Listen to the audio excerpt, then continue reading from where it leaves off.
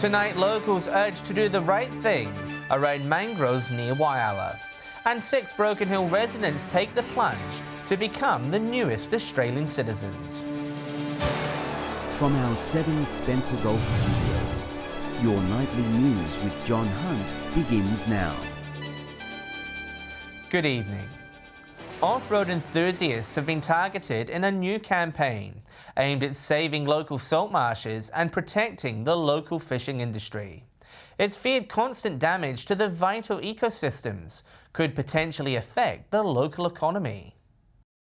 It's a much-loved Australian pastime that could be damaging the environment. The Eyre Peninsula Landscape Board launching a new campaign raising awareness of responsible recreation in our local salt marshes. It's a very sensitive area and it has a huge productivity value for our fisheries in the Spencer Gulf and also just as an ecological value. They are calling for joyriders to be careful while driving in them by sticking to the tracks and not changing the environment. Experts say vehicles getting bogged in wet sand also has an effect on the local landscape. The potential cost, millions of dollars lost in our local fishing and aquaculture industries. There's also an economic value to the commercial fisheries that are directly impacted. The board is teaming up with the local four-wheel drive club and the Whyalla Motorcycle Club for this campaign. We managed to learn quite a bit more about how sensitive the salt marshes are to the environment and how much oxygen they put back in and how much that helps with the fisheries. The collaboration hoping to spread the message to all recreational drivers. Mark Zita, 7 Spencer Golf News. The state opposition is promising to scrap Adelaide's new basketball stadium and pump some of those funds into regional hospitals. Labor leader Peter Malinowskis made the pledge during his budget reply speech. They've raised concerns about ramping, committing $100 million to fixing regional issues if elected. We think that the government and its priorities on a CBD basketball stadium is absolutely the wrong priority when there's not enough money for new announcements for country health. If Labor claims that this will help fix ramping and solve hospital overcrowding now, they either don't understand the budget process or they're trying to mislead the public. The election will take place in March next year. Port Augusta's mayor has welcomed the state government's $1 million commitment to the Ryan Mitchell Swim Centre upgrade. Mayor Brett Benbow says the $2 million project will be a significant boost for the city. The chlorine pump shed will be upgraded, the toilet facility block will be upgraded, and also the pool we see to the rear of us, a smaller one, will at the moment be removed, and that's where we'll put our play water. The upgrade that we're doing to that pool in partnership with the council will only expand that opportunity for people to swim. Construction is expected to begin in February next year. The federal government has made changes to its Working Holiday Maker program, with our local tourism and hospitality sector expected to benefit. The altered program is aimed at filling a critical skill shortage in regional Australia. A big boost for regional businesses. The federal government this week making critical changes to the Working Holiday Maker program. I think it's a really big plus for the hospitality industry and the itinerant workers through the farms. The new rules will allow working visa holders to count tourism and hospitality as a specified work. It will make them eligible for a second and third working visa. Allowing them to stay even longer and apply for multiple visas to extend their stay out to 3 years has only got to be of benefit to the country. The option will be available to those who lodge their application before March 2022. Will make a big difference, and it's wonderful to see that the government is putting this a flexible approach to an existing program to help out with where there are shortages at the moment, particularly in the hospitality and tourism sector. With COVID presenting new challenges for the sectors, it's hoped the changes will steer them in a new direction. It's been a real challenge because quite often you've got people visiting from overseas as well and touring around, and that complements existing local workforce. Dylan Smith, 7 Spencer Golf News. 6 Filipinos who've built new lives in Broken Hill have become Aussies at a citizenship ceremony last night. One family who've swapped the world's most densely populated city for the outback say they wouldn't change a thing. The proud faces of our newest Australians. My congratulations and best wishes for a happy and successful future as an Australian citizen. Taking the oath of allegiance, 6 new citizens who've chosen to call Broken Hill home. It's finally here. Like my dreams came true, finally, yeah. Among them, the Hannah Blazo family. Egbert sought work as a chef in Australia around 5 years ago. The family leaving their life in Manila behind and making the long journey to the outback. If you know Manila, how traffic populated, and yeah, it's a big change. Really, I love Broken Hill. Moving to a country town they'd never even heard of, they say they were welcomed with open arms, their pride and emotion obvious. As long as it's in Australia, we just grab the opportunity. That's it. Our mayor says they'll contribute to a thriving Filipino culture in Broken Hill. It doesn't take away their culture or their religion, but it is that part that they are now Aussies and we should be proud of them. And if you need proof, they're fair dinkum Aussies. I go for Geelong, so if they win against the Lions tonight, I'm going to be way more happy. Becoming a citizen, a decent consolation for last night's loss. Lachlan Itter, 7 Spencer Golf News. There was an early morning wake-up call in Broken Hill today, with an earthquake shaking the far west. The 3.6 magnitude quake struck at 4 o'clock. Some locals taking to social media, fearful the tremor may have been an underground mine explosion. In reality, the city was feeling shockwaves from 50 kilometres away and 10 kilometres below the ground. No injuries were reported, though there may have been a few tired faces around town today. Still to come tonight, Port Augusta High School's newest building beginning to take shape, and Port Lincoln children get down in the mud to learn more about nature.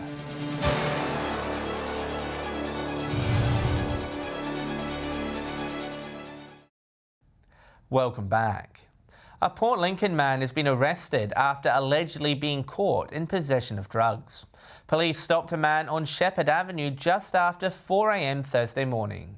During a search, he was found to be in possession of methamphetamine, a meth pipe, prescribed medication and other drug paraphernalia. A 34-year-old man from Port Lincoln was arrested and charged with a number of drug-related offences and was bailed to appear in Port Lincoln's Magistrates Court in August. A Menindee man has been arrested accused of trespassing offences. It's alleged the 72-year-old opened gates and entered 2 rural properties at Menindee without the owner's permission. The incident said to have taken place last month. The accused was arrested on Wednesday and will appear before the Broken Hill local court next week. Police are urging landholders to report any concerning behaviour. Construction has begun at Port Augusta Secondary College, with the new Year 7 facility quickly being erected. With cranes on site, the building that will soon accommodate 130 students is beginning to take shape. Out of nowhere, this structure has risen from an empty site at Port Augusta Secondary School. The program is being funded by the state government. It's part of the state government move for Year 7s to move into secondary school. A crane has been brought in to assemble the framework of the new Year 7 building, which features a state-of-the-art home economic centre and classrooms. And the building will also have some other general purpose classroom areas for science, STEM, art, those sort of subjects, primarily for the Year 7s as well. The new building is on track for completion before the end of the year. The member of Stewart is also pleased with the project, saying it will create opportunities for Port Augusta residents. This was a $4.5 million project that was actually expanded to I think a $6 million project, might have been 6.5, so a bigger job. But what that means is that the community, the school, will get better facilities. When completed, this facility will be dedicated to supporting about 130 Year 7 students, helping them transition into high school. It's exciting because we'll be forming a team around the Year 7 students. Those teachers will have a lot to do with each other and the particular cohort of students. Edward McCarroll, 7 Spencer Golf News. Former students and staff from Whyalla High School gathered today to remember and celebrate the historic facility. The high school will be replaced next year with a multi-million-dollar secondary college on Nicholson Avenue. Bringing back the memories from the old school yard. Staff and students from Whyalla High School holding a morning tea for alumni and community members. Knowing that we have 78 years of history, it's been really important that we celebrate our history and our people that attended our school. They gathered to remember the high school ahead of its upcoming closure. From next year, it'll be no more, with the new secondary college taking its place. There's a lot of emotion and pride with our school, so there's absolutely a lot of emotions around that. For Margaret Higgins, her time at the school is filled with positive memories. She attended the school in 1944 and was one of the foundation students when it opened. We marched down here when it was the Whyalla Technical High School, and we marched from Whyalla Town School to see the opening of this school. However, for Val Gearing, the school's closure feels bittersweet. But she's drawing comfort from the fact the historic main building will live on. Yes, I do, but I feel because it's heritage listed, it'll never be destroyed. So that's a comfort. Whyalla High School will close its doors for the final time at the end of Term 4. Mark Zita, 7 Spencer Gulf News. Children from Port Lincoln have once again celebrated International Mud Day, giving children the opportunity to celebrate their passion for nature play. Today's activities were designed to build their confidence in the outdoors. Splashing around in the mud. Today was the perfect weather to get down and have some fun in the dirt. We explain to our families that there's no such thing as bad weather, it's just inappropriate clothing. Around 160 parents and children from the Curtin Point Children's Centre celebrating International Mud Day. The miserable weather not deterring the young ones. Where children can create mud in a mud pit and splash and go puddle jumping. The preschool focuses on nature play, sustainability and caring for the environment. This day holding significant importance for the centre. We say it's a signature event for Curtin Point Children's Centre and so we make it open to all of the community. A sausage chisel helped to keep everyone warm, while mud bricks, catching worms and jumping in mud puddles keeping the children entertained. Dumping in the mud. Pam saying there are multiple benefits for young children getting muddy. They are getting exposed to bacteria which will build their immune system. Playing in mud also releases serotonin. Parents looking forward to washing those dirty clothes. Dylan Smith, 7 Spencer Gulf News. Stay with us. The Far West COVID vaccination clinic preparing to offer Pfizer. And entries for the Life and Light Award go on display in Broken Hill.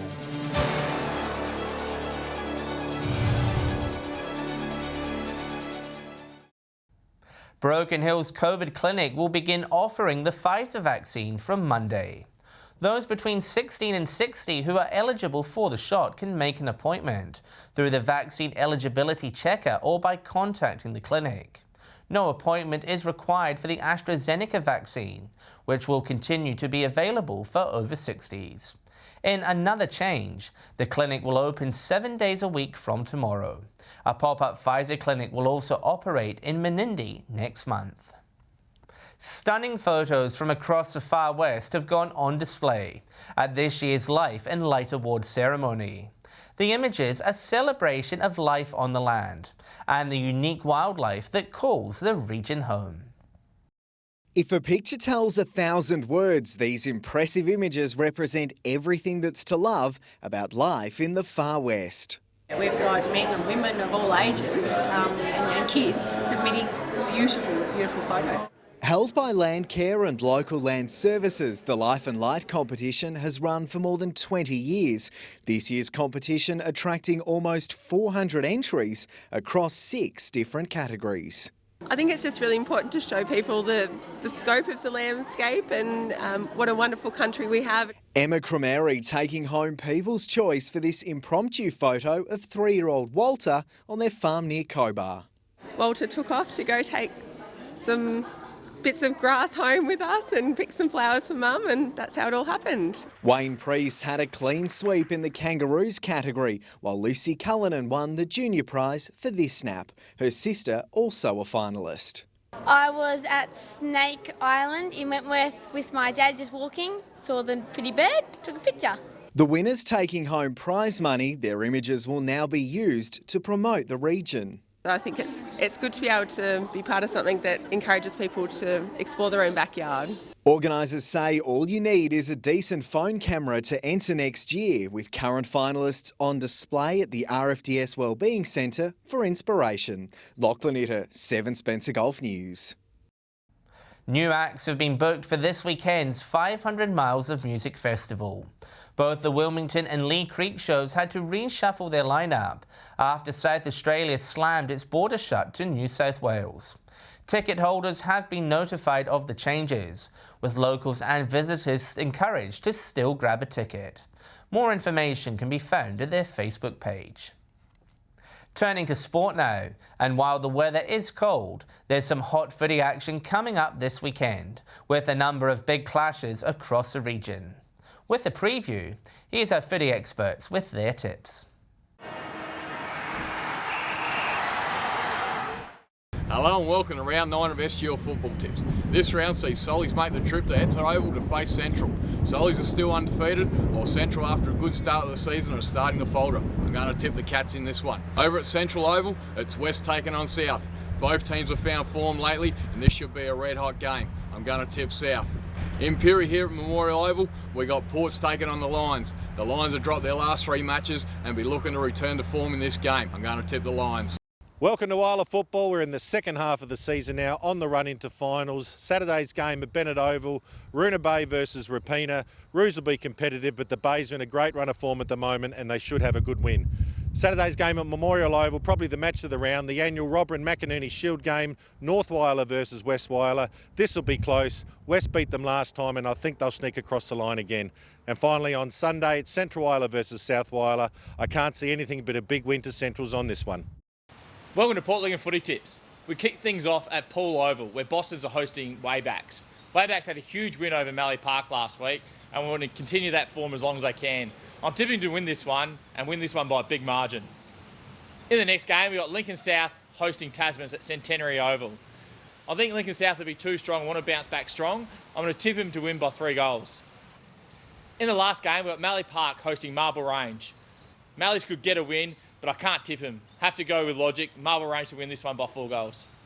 This weekend's round of Broken Hill footy is shaping as an absolute beauty. West take on South at Jubilee Oval. South, the juggernaut. They have steamrolled the competition for 5 years.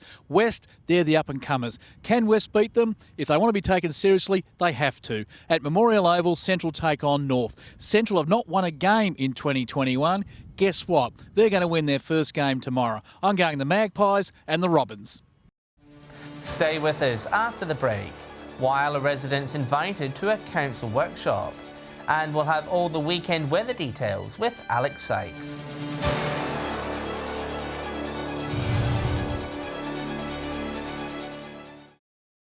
Hello again. Residents in Whyalla are invited to attend a workshop to learn skills that could benefit community services. Restorative Journeys will hold the event at Council's Civic Building on Monday, July 5. The workshop is aimed at residents who want to help maintain strong relationships with key stakeholders in the city. To register for the event, visit Council's Facebook page. Time now to check how the weather is shaping up for the weekend. With the latest forecast, it's good evening for the final time this week to Alex Sykes. Thanks, John, and good evening, everyone. More wet conditions today, but it looks to be clearing up in some areas over the weekend, and the mainly fine conditions forecast into early next week. More detail on that later. From 3 p.m. today, it was partly cloudy in Broken Hill and 13, showers for Clare and 10 degrees, Coffin Bay was 14. Looking further out across the region now, Port Augusta top 16, Whyalla and Port Pirie were both 15, Port Lincoln and Adelaide reached 14, Woodner, Kadina and Cleve were all 13, Cooper Pedy was cloudy and 14. Taking a look at the satellite image now, scattered cloud across the south and southeast in onshore winds near a low is bringing showers and the odd storm. High cloud further north is not bringing any rain. Moving on to tomorrow's weather outlook now, and we'll start with the Gulf waters. Southwesterly winds 20 to 25 knots, easing to 15 later in the day. Seas around 1.5 to 2 metres, and south to southwesterly swell around 1.5 metres. Port Lincoln cloudy and 16, Cleve also cloudy and 14, and similar conditions in Woodner 15. Whyalla and Kadina both cloudy, set to reach 15. Port Augusta to top 16 degrees. Port Pirie shower 2 and 15, Clare possible shower and 11 degrees, and Broken Hill is partly cloudy and 13. Taking a look further through the week now, partly cloudy across most of the region, except for in Port Lincoln and Adelaide, where temperatures are set to be in the mid-teens. Taking a look further through the week now, partly cloudy across most of the region, except for in Port Lincoln and Adelaide, where showers are forecast, temperatures to be in the mid-teens across the region. We'll be able to say goodbye to the rain on Monday, with mainly fine conditions forecast across the entire Gulf. Sunny in Cooper Pedy, partly cloudy everywhere else. Temperatures again to be in the mid-teens. And similar conditions forecast for Tuesday, with slightly higher temperatures, partly cloudy across the Gulf. Port Augusta will get to a high of 19, while Broken Hill will reach 15 degrees. So John, finally we can put the umbrella away for the next few days, and that's all the weather from me for tonight. It's back to you. Good stuff there. Thanks for that, Alex. And that's the local news for tonight and the week. Just a reminder, you can keep up with us on social media at Facebook, Twitter and YouTube. I'm John Hunt. Thanks for your company. I'll have updates later, and we will be back on Monday night at 7 p.m. Until then, have a great weekend. Good night.